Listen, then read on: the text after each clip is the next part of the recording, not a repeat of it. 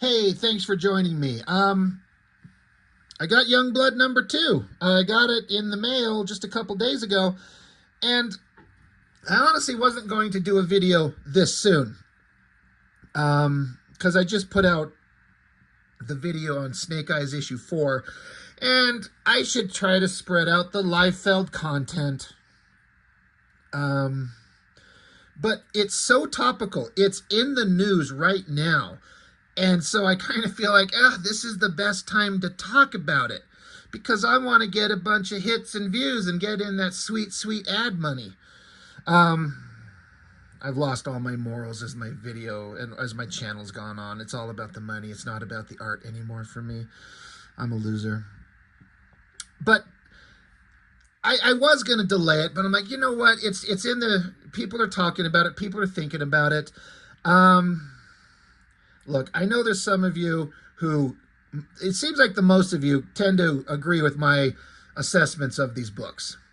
And there are some of you, a few of you that show up that absolutely think I'm a chucklehead douchebag for being so brutal on Mr. Liefeld. And I think there's a couple of you who know me and maybe kind of like me and my channel, but you kind of like Liefeld and you're like, ugh, Rob, stop with this Liefeld shit. Look, I get it. I'm sorry.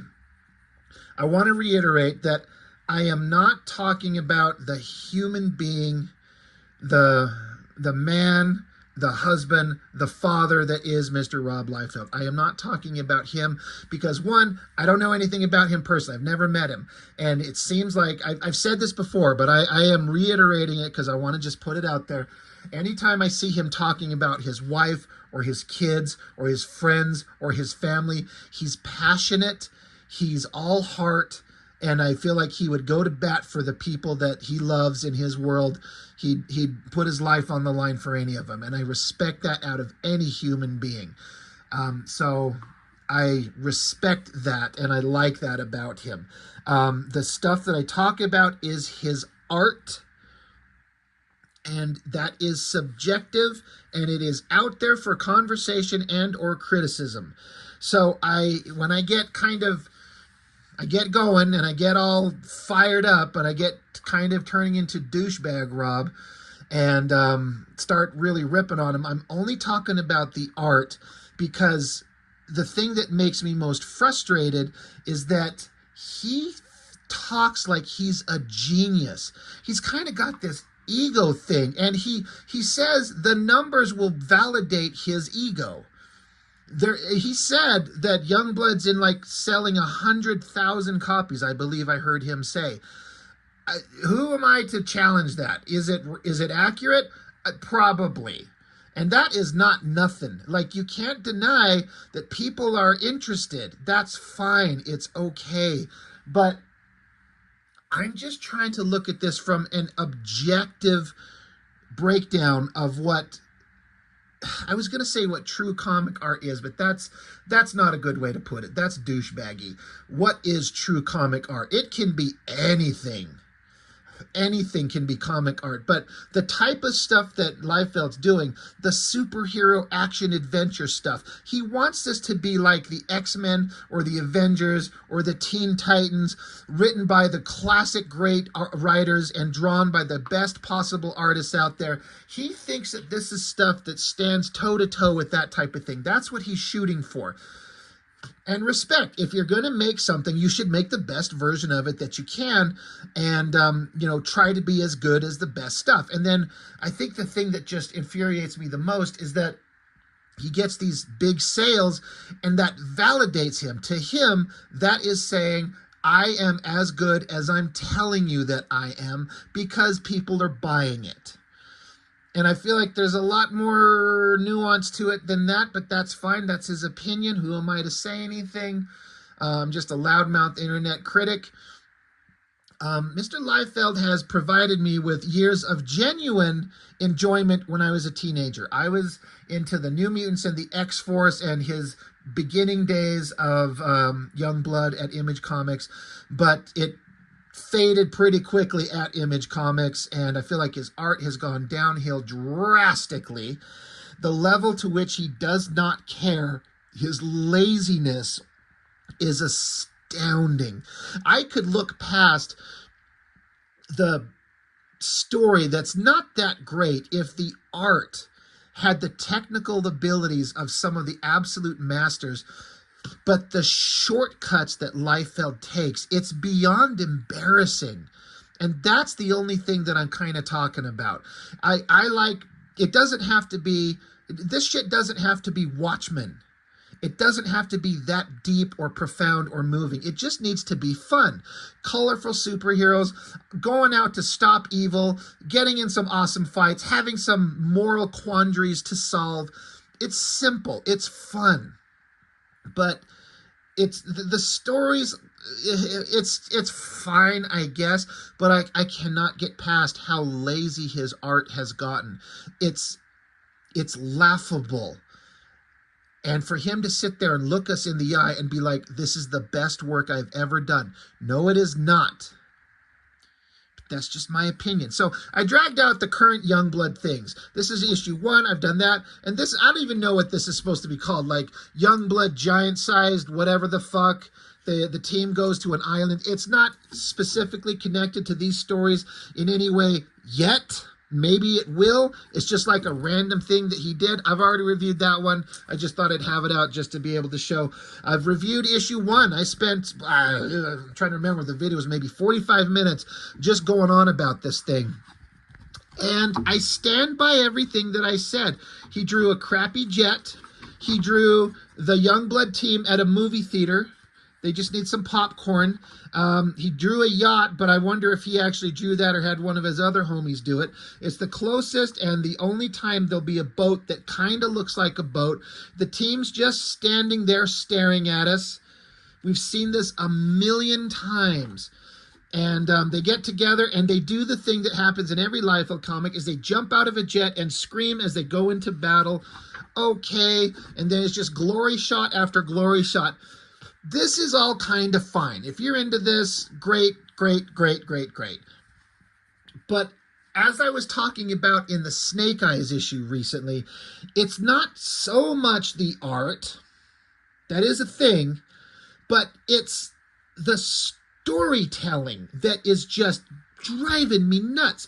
And the biggest thing is that there is this new villain, this guy, Xerxes. And this is basically his introduction. He was shown over here, his face on like a TV monitor. So there's his little face, and then his introduction shot is this, right there. That's him. So I'm like, well, following what Liefeld has done before and what anybody with a brain in their head would do, if this is the introduction of this new, frightening, powerful villain that our wonderful, deeply thought out superheroes are fighting, the next page would be a giant, maybe double page splash of this guy. So we can see who he is, so we can be in awe and wonder of the grandeur that is this new villain. No, we don't get it. We get Die Hard flying around. We get this weird shot of half of his body from the back. And we get this little tilted panel shot of the little guy. This is the bad guy. I'd always seen these little tiny shots, but glory shot of Die Hard again. More glory shots of Die Hard. Giant face. Oh, by the way, backgrounds don't exist. I mean, Liefeld's got this magic secret to not having to draw complicated backgrounds. You do one of like 3 or 4 things. You put your characters in a snowy mountain. Very limited backgrounds. Or you just put them in like a jungle so you can draw some rocks and some generic basic leaves around. So now he's in a forest. You put him on a fucking boat. Yes, you should have to draw the boat, the yacht that is there, but because besides the yacht, it's just sky and water. So essentially nothing. So you have to draw the boat. And the boat could be complicated, but what you do with the boat to get around that is you just don't fucking draw it. You draw like a toilet bowl water feature and they land on some geometric shapes, and then there's just lines on occasional places, a few lines, and that's the boat. And you're distracted by this admittedly pretty awesome big face shot there, this shot there, it's kind of fine. Lines, sky, no background. So snowy mountain regular mountain, ocean, or you put him out in space. What you don't do is you put him in a small city in ancient Japan with ancient structures and buildings made of wood and got windows and porches, and you got fences and horses and chickens and horse-drawn carriages in a specific culture area. Like, you can't do any of that. That's hard to do. That requires thinking and putting in time and effort. We don't want to do that. You put them in a forest or snow or space or water. So you don't have to draw backgrounds. And all you have to do is drawing motherfuckers punching each other. Jumping, punching, shooting, stabbing, jumping, punching, shooting, stabbing, standing, looking like a 10-year-old boy, slashing, jumping, kicking, yelling, gritting teeth, standing. Oh, Cable shows up. Punching, more punching, punch, yell, punch. Oh, bad guy. By the way, we still never have gotten our glory shot of the new bad guy. He's just never shown. There is a face shot there, a face shot there, that shot there, complete ripoff of the panel from The Dark Knight. Thank you very much. He doesn't introduce the villain. He's just sort of there in the background, and we're supposed to be scared and intimidated by this guy. Yes, he picks up Badrock, he beats him, makes him bleed, and throws Badrock into the water. Where is the giant, beautiful glory shot of golden armor asshole? And Chapel goes down into the bowels of the yacht itself, which it looks like he's just in a flat staircase castle, and he sees something shocking. And then the jet that Vogue is flying gets rocked. Bad guy looks up, and they're like, oh shit, who's here? Supreme shows up with Suprema and Kid Supreme. Supreme says, if anyone can stop you twice in a lifetime, it's me. Well, that's where we pick up from. I was like, all right, where are we going? So we get the cover. Says Liefeld After Me. So this is an homage to I think a New Mutants cover. I'm trying to remember. I think it was Sabretooth fighting Archangel, I believe. This is not as good as the one he's doing an homage of. But, so we start out with, there's Die Hard, there's Cable. I mean, yes, I know it's not Cable, but fuck you, it's just Cable. There's, I think his name's Vandal, just standing in the background. There's Shaft with his head disconnected from his own fucking body. And then the bad guy, he's standing back there flexing his arms. What is he standing on? Because, like, here's his upper thighs. So his knees are about here. And so thigh, knee. So his lower leg should come down. So his feet should be right about here. But Liefeld's got these lines here and these lines here. Again, this is supposed to be the yacht. The super expensive yacht that's looks like it's made of cracking concrete. What is he standing on? He's just floating there. He just draws these figures into space and kind of draws them and fills them in and hides the feet behind the head. And he just draws some lines. The amount of effort is just, it's ridiculous. And again, if you can hand wave it, good on you. Liefeld, story pencils, inks with additional inks by great inkers Chance Wolfe and Corey Hampshire. They add some interesting kind of vibe to the work. This is another one of these things, like I talk about. So it ended on the last issue. Supreme showed up. They look up. There's some voices.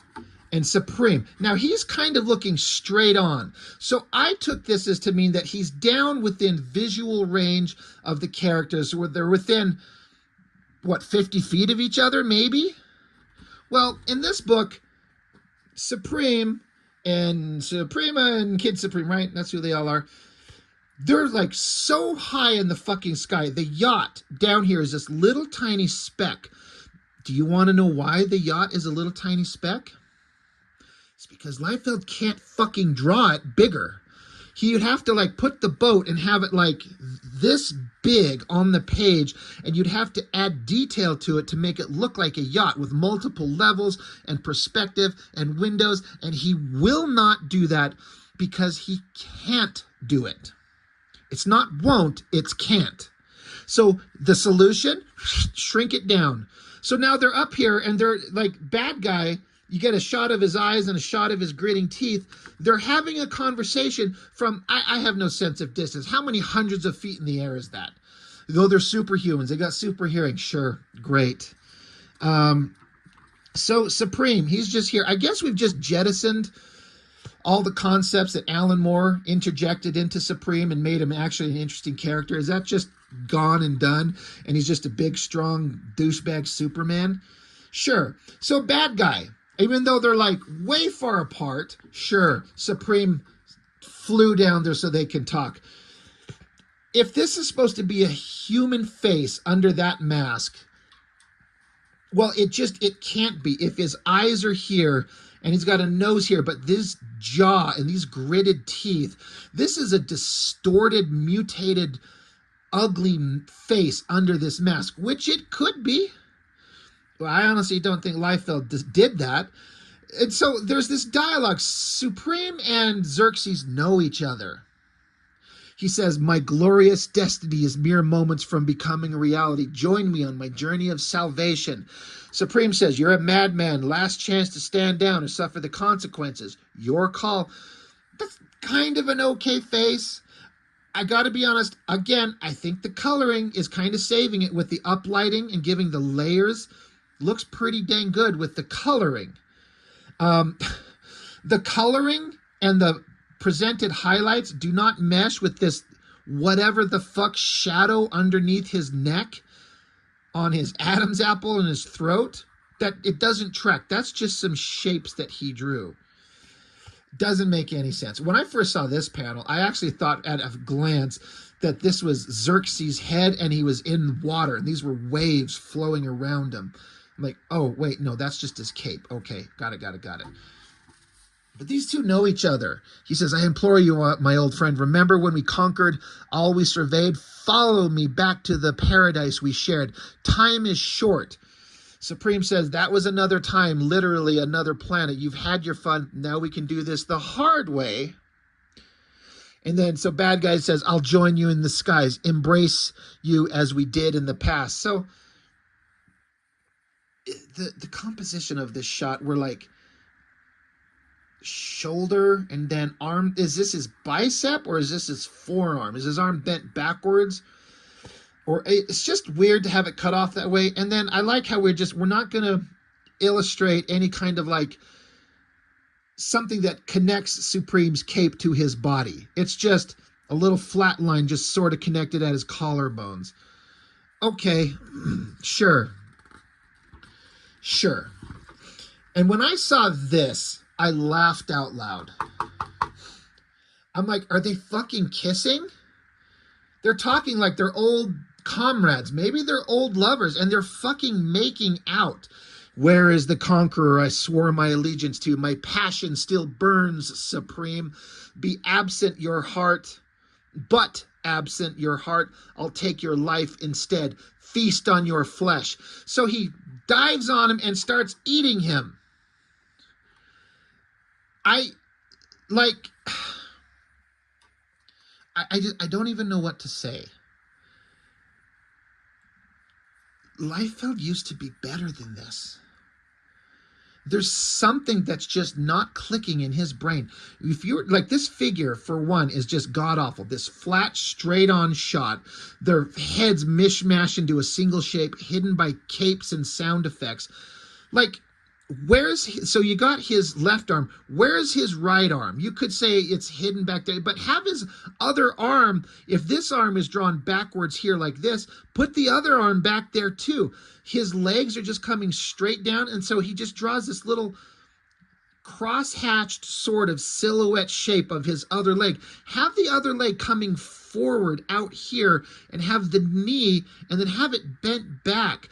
Don't have this leg be such a straight, stiff board. Give him some flexibility and movement and life to the figure. That used to be Liefeld's strength. He used to be really good at that. This is so... like, he shit this out in 5 minutes, and then I'm almost 100% certain, that this is one of the other guys inking it. I don't think those are Liefeld inks. And there's only so much an inker can do to that. Like, I laughed out loud I'm like, it's just okay. So Supreme smacks him. I thought he actually busted his head off, like severed his head, but no, it's just him arcing back, and then Supreme socks him a big one again. Bad guy's laughing. I don't feel like the composition with his head and his arms right up against the border of the page. I don't think that works. It's kind of got some movement, but Liefeld has done this shot so much better 1,000 times before. He likes to do the big shot of some guy punching and a guy flailing backwards. He's done this better. This is not great. It reads, it's colorful. Meanwhile, Shaft and Die Hard and whoever the bad guy Vandal are down there. Where are they at? Are they on a boat? Can you tell? Where is the boat? There is no boat. When in doubt, just don't fucking draw it. Shaft says, Die Hard, I'm going to find Chapel. Consider lending a hand to the Supremes. And so then Vandal I guess he jumps up. Why we have this super emphasis on Vandal's puckered asshole, I don't know. Slashes Die Hard, I guess. Die Hard punches the bad guy, and Die Hard says, stay out of my way. The bad guy says, droid boy stay, droid boy pay, let pain be your stain. I kind of like the weird psychotic rhyming, but it's just like another Deadpool thing. He's just a psychotic masked killer in red. Slashes at Die Hard. Die Hard says, I'm not certain what your role in all of this is as of yet. Yeah, I bet Liefeld doesn't know either. But Die Hard says, but for now, you're just an obstacle best cleared away. So, as is the case, punch, punch, punch, punch, punch, punch, punch, punch. It's just nothing but that over and over and over. Oh, we got to have the obligatory double page spread. I guess, is that Die Hard punching him? Are they dancing? Are they making sweet love? Did Vandal just pass out? And what are they doing? They're fighting. Are they? He's done so much better. Make sure I didn't skip a page. Oh yeah, back with Supreme. Punch, punch, punch, punch, punch, punch, punch. That's all this is. The comic, oh my God, this comic should just be titled Punch. And then you're like, hey, I wonder what's in this book. And by the time you get to the end, you're like, oh, I get it. It's punching. Kind of a weird disjointed shoulder positioning. It looks kind of weird. Smacks him. Supreme saying, surrender and I'll provide a suitable exile for you. I give you my word. I promise to protect you, but this has to end now.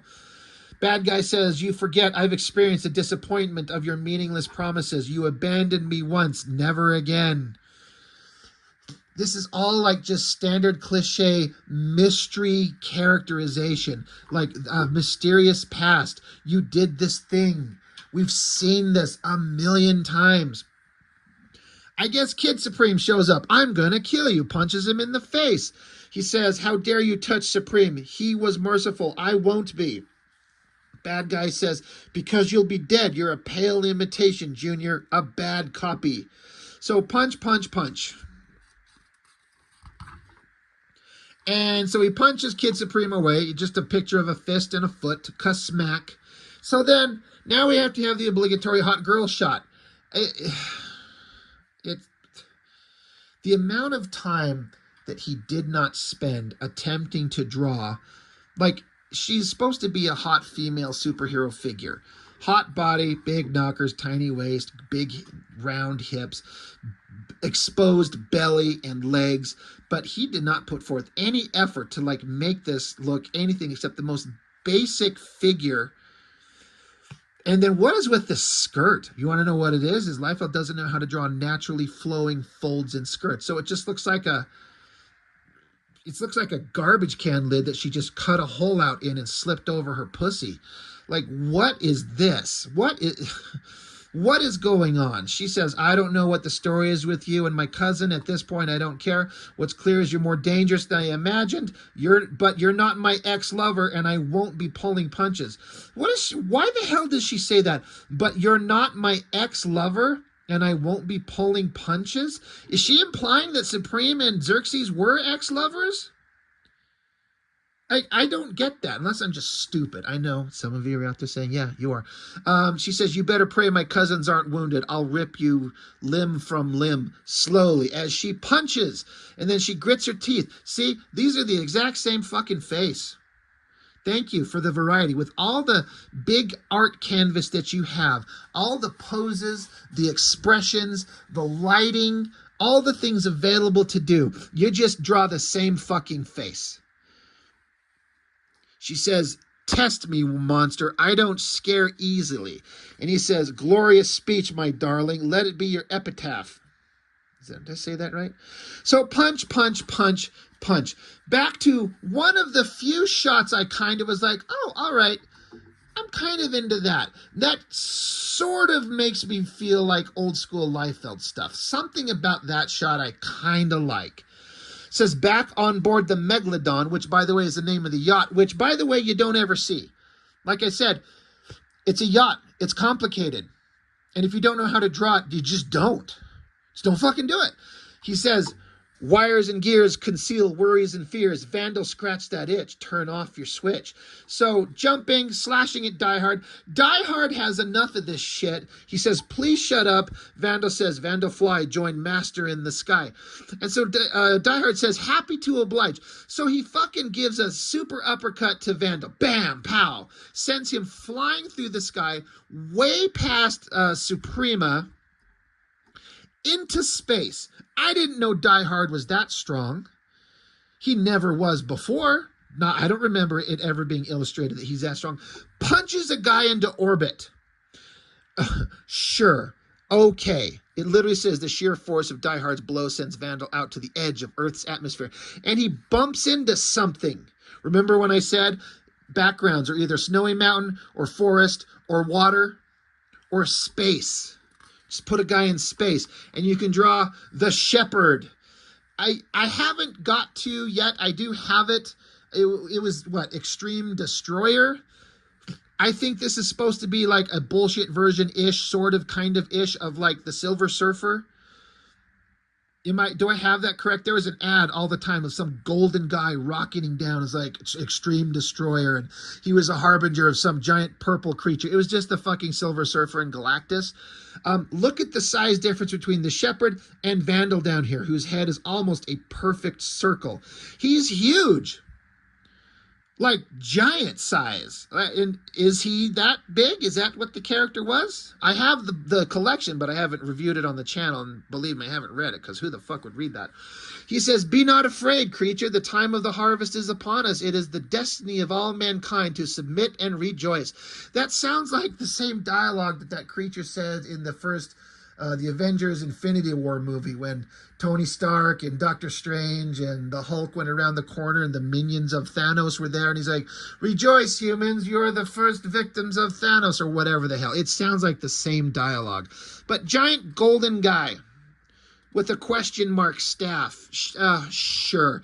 It's just kind of like, it's like, here's a character that you remember, and he punches somebody. And then you flip a couple pages, and here's another character that you remember. And then they punch somebody, and you flip a couple pages, and here's another character that you remember. I don't think Shepard's going to punch anybody. He's going to talk. All creatures are welcomed in the kingdom of Imperion. Your service is valued and admired. However, failure to submit will result in immediate annihilation. Vandal says, the time has come, the time to run. The day of the destroyer cannot be undone. Deep within the hull of the Megalodon. Hey, this is how you draw the boat. You just sort of draw the silhouette shape, and then then the end. But they're like, it's okay, fucking goddamn, the storytelling. Deep within the hull of the Megalodon. So it was established in the previous issue. You got Kid Chapel. It's not regular Chapel. He's the son of Chapel. Remember, he blew his brains out to become a spawn. But somewhere in here, somewhere, Chapel went down into the bottom of the boat and saw something shocking. I was like, what are we going to see? Well, it says deep within the hull, and then they're out on the fucking deck. There's a night sky above them. They're on the deck. They're above them. They're not down in the hull. It says it right there, but they're like standing looking up, and there's a starry night sky above them. And again, how do you draw the inside of a big room deep within the hull of a yacht? You just don't. You just don't do it. You just draw a line way up here, and then draw a bunch of people down here, and then your heroes here. Says, where are all these people from? He says they're from Jerusalem, circa AD 33. Nearly all have made it through safely. Shaft says Xerxes is conducting mass time displacement with innocent lives. And Chapel and his giant fucking head, he's behind Shaft, but look at his giant head and Shaft's little tiny head. You know, Chapel's like, what's the end game here, Bravo? Bravo is, of course, the cable-looking motherfucker in the background. He says, Xerxes is leaving our present and traveling back to Jerusalem to reset and repurpose. In order to move his forces and equipment, we have to remove an equivalent volume. Like, okay. And so they say the ocean provides a coolant necessary for the generators to operate at capacity. What? Okay, Jerusalem, I mean, Jerusalem, especially that long ago, I don't know time frames, I don't know religion. Is in 33 AD, is that around the time of the birth of Jesus? Like, if that's way, way off, I mean, mock me. I don't know. I'm not a theologian. I don't know. But Liefeld is a religious guy, or at least he was raised that way. So I wouldn't be surprised. It's kind of interesting. I really appreciate the fact, and when I say appreciate, I laugh at the fact that he didn't bother to look up any reference for the like appropriate attire. It's just like he draws the same face with dark eyes and big lips, and then puts like turbans on their head, and some of them have drapery and beards. Like, come on, just look up what these people look like and sort of draw the appropriate attire. Like, act like you fucking care. But yeah, they're deep within the bowels of the boat. Nope, they're just under the night sky. And this guy's wearing like a modern day like rapper hat. Look like a dude about ready to bust some rhymes out. So, Jesus Christ. Fucking Colonel Bravo and his like bent crowbar thing on the side of his face. It's on this side of his face here. Flip the page. It's on the other side. We're not going to draw any details and technological gear like microphones and seams and nuts and bolts and screws and antennas or anything. It's just a bent piece of metal. You know, it's a hyper advanced technology, sure, and it just floats on the side of his face.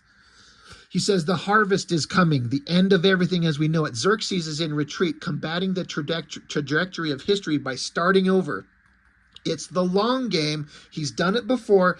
Time is of the essence. Sacrifices have been made.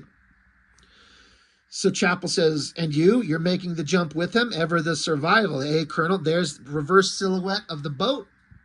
When in doubt, just don't do it. What do we have? We do what we have to do, Chapel. Submitting to an incoming horde of alien oppressors isn't my idea of evolution. So Shaft says, stay, fight with us. And Bravo says, it's not a fight you can win, son. Shaft says, you taught me to resist all manner of oppression, no matter the cost. So then, again, these are father and son, so we've got to have a conversation back and forth. This is a tactical move meant to gain an advantage for strategic countermeasure. Join me, son. Bring the entire team. Xerxes is flawed, but he's not wrong.